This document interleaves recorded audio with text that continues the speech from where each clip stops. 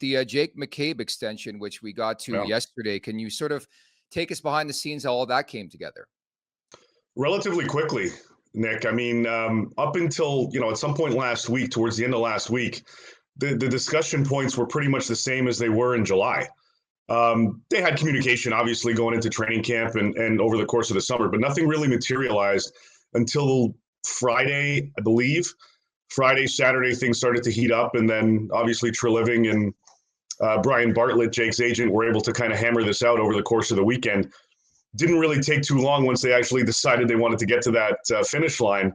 But the Leafs clearly wanting to solidify their back end for the next little bit. They get Jake in a pretty solid deal.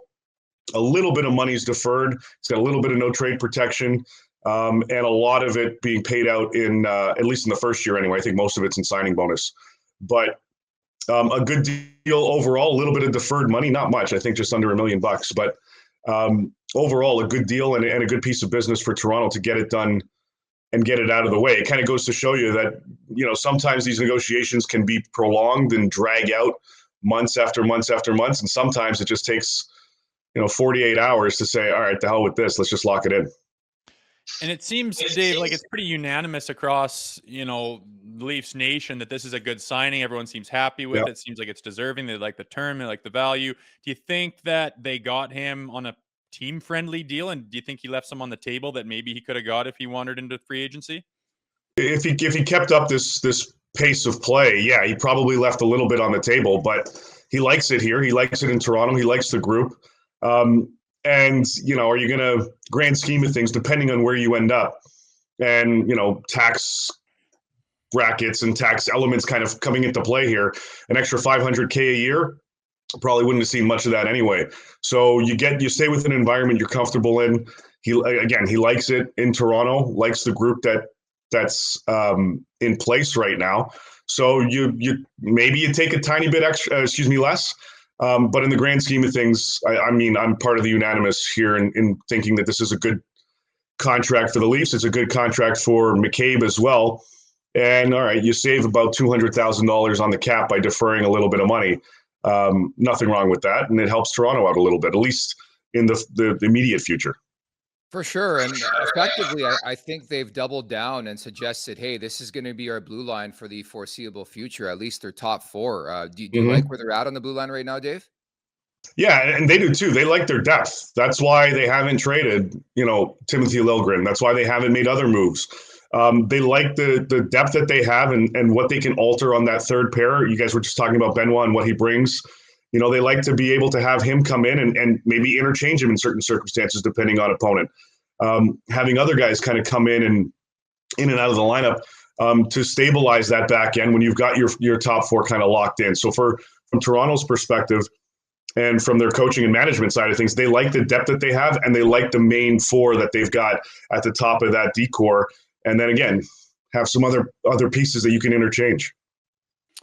Dave, obviously they're interested in getting this deal done early as it's finished up and signed, sealed, and delivered in October. Do you see other players on the roster, a la Matthew Knies? Do you see the benefit in them? Do you think the Leafs will be quick to try to get him locked up? And who do you think that benefits putting the pedal down here on that one? Yeah, with that one, it's kind of the same situation as McCabe's was. So unless something is really transformed in the last 48 hours or so, they're kind of where they were similarly to McCabe a week ago. That doesn't mean they're not going to ramp things up. And usually when you get guys that kind of lock into new extensions, the agents and for some of the other pending free agents will start to reach out and say, hey, maybe we should escalate talks or vice versa. Sometimes the team goes to the agent and says, all right, we got one piece of business done. Let's see if we can move the needle a little bit in this particular case, whether it's Knies or another pending UFA. I don't see right now or get the sense that there is a rush. Prior to the McCabe deal, I didn't really get that sense that there was going to be a rush with respect to Knies. Let's see how he performs. And then there's going to be an open line of discussion, and we're not going to not pick up your call or reply to your text or anything like that. But at the same time, we don't need to itch and try to scratch that itch right away in order to get something ironed out because they have that control. He's locked in for the season. He's an RFA. So there's no risk of potentially losing him unless, you want to talk about other elements. But I think from Toronto's perspective, they're comfortable with with where things are at and where things could potentially go. I think they've got a good basis of where this could end up on a short-term option, on a bridge type of deal, or if you're going full term, 7-8 years, I think they have a good idea as to what that's going to cost monetarily. So I think from Toronto's side of things, they're comfortable waiting it out. But at the same time, if talks escalate, they're not going to shy away from them. You had a tweet yesterday on X that made me want to drive into Lake Ontario. It said, with McCabe locked in, they can shift focus and resume talks with other pending free agents like Matthew Knies, who we just talked about, but more specifically, John Tavares and Mitch Marner, at which point I responded with resume talks, ? Why in the hell would they negotiate with these guys right now? Play it out, man. Well, I mean, look, if you can get John Tavares locked in for a couple of years at, say, $5 million a pop, you'd say no to that? Is that happening, though? Well, I'm just saying, like, you're going to have those kinds of conversations. Like, he's going to take a dip and cut. He's not going to be bat 11. He's not going to be a 10, 9, 8. Like, he's going to take a decent cut wherever he ends up on his next deal. So if you're Toronto and you've had talks, English is hard. You've had talks with his camp going into the season and over parts of the offseason, just kind of, again, back and forth loose discussions. Why wouldn't you at least want to pick up the phone and say, hey, where are we right now?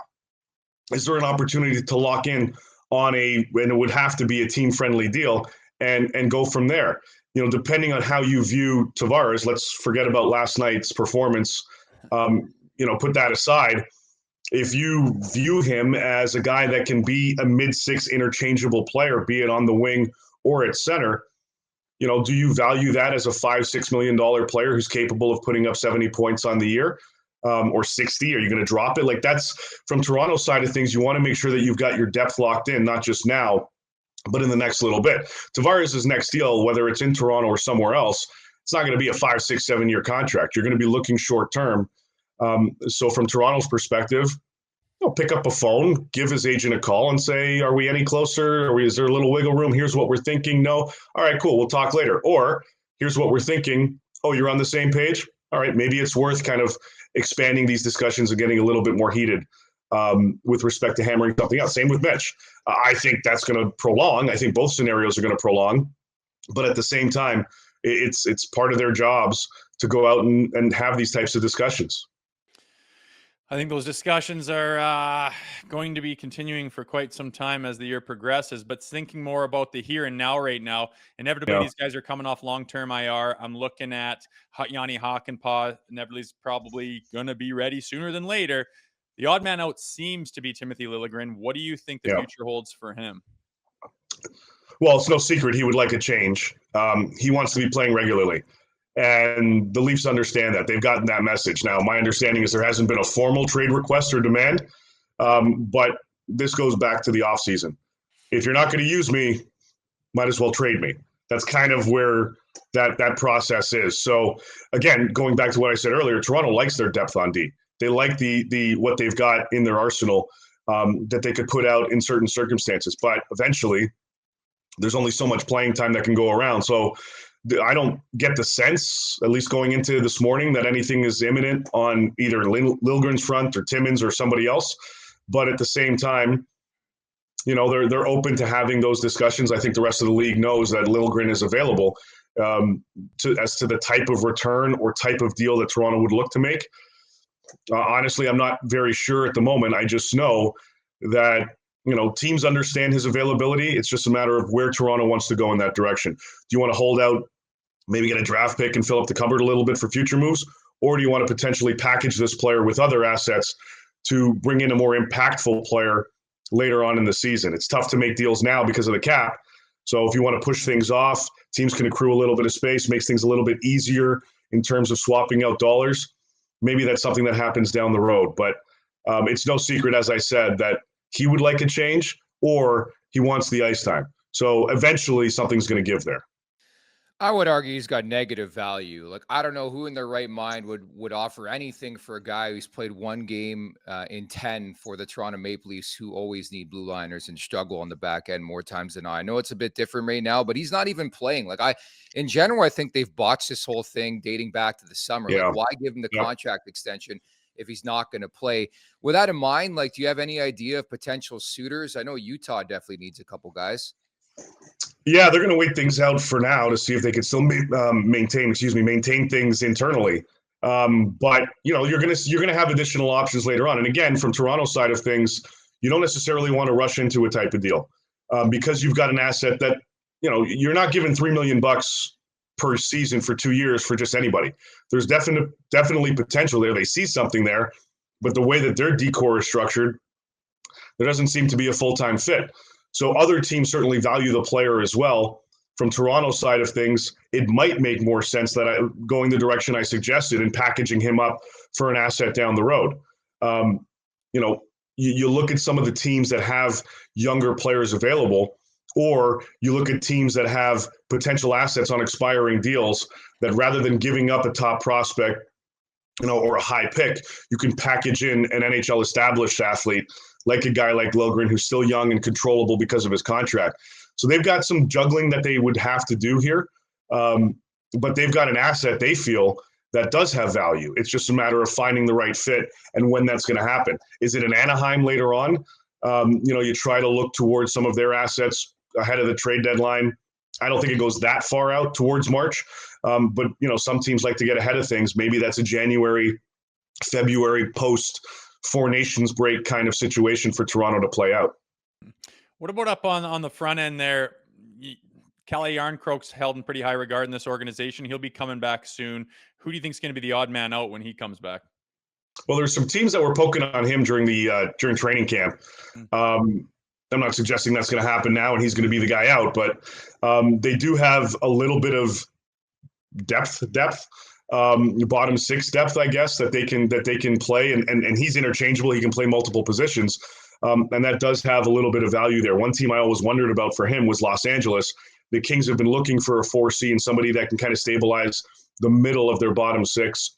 That could be something later on that they kind of circle in on. If Järnkrok happens to be the guy. Toronto doesn't have a ton of cap flexibility.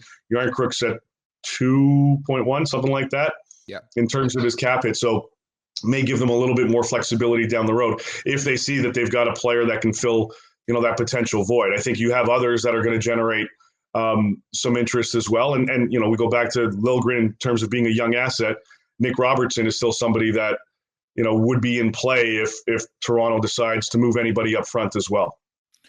Do they have to move anybody right now? Like, is that what you understand? So. Is if Liljegren or if the two guys are coming back, does somebody have to move off the roster? Is that what's going on here? Or? Well, I mean, they also have the waiver play. I mean, you could send Timmins down, and you'll have the full cap hit of his, which I think it's 1.1, to give yourself a little bit of flexibility there. So if you're confident that he's not going to get plucked on waivers, and you still have that asset and you're comfortable with it, then you have him playing in Toronto with the Marlies. Alternatively, if you lose him, well, hey, you didn't get an asset back or a piece back, but at least you freed up the cap space. So I don't think there's a sense of concern with respect to how Toronto may maneuver their cap once they're, some of the guys that are injured get healthy. They do have options, but it's nothing that's going to turn or make them turn away from looking at that accident. They're not going to need to. If they make a move, one of these guys goes out or gets sent down, they're comfortable with it from the sounds of things. Lastly, I just wanted to circle back on the whole Marner and Tavares conversation, because as you know, it really intrigues me. You're a big Marner guy. You know this. What are the chances that both Marner and Tavares are re-signed in season by the Maple Leafs? If they're willing to take team-friendly deals, then I think the chances would be decent. I think Tavares would be more inclined to go that direction than Marner. Yeah. Depending on what his numbers are like at the end of the season. And I anticipated going into the year that Marner would have a pretty good year. He'd eclipse the 100-point total. That was my projection this season. He's gotten close the last little while. Plus, it's contract year, and I know you love that too, Nick. So unless that is going to be a scenario where he's saying, all right, I'll take a little bit less to stay here, then maybe that gets done midseason. I just don't foresee that happening. I think there's more likelihood of Tavares going that direction versus Mitch Marner. But if, this prolongs and Marner puts up, let's say 101 points on the year, he's going to cash in on a big deal somewhere if it's not here. And I saw your little troll tweet earlier this week or over the weekend about Chicago. It's not a troll tweet. Nick doesn't do that, does he? No, I know. Oh, sorry, my mistake. I know. But Chicago and they're a team that are going to be interesting over the course of next summer. If Marner's available, that would shock me 0% if they go all in after him.